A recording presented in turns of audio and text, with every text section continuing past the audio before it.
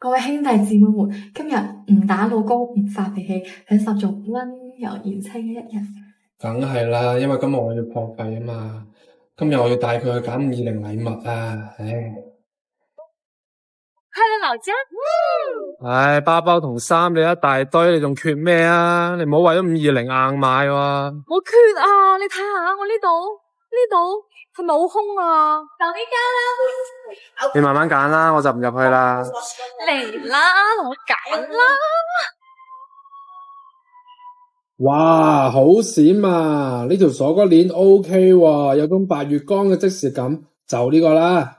你係咪諗起你個白月光啊？冇，絕對冇呢個意思。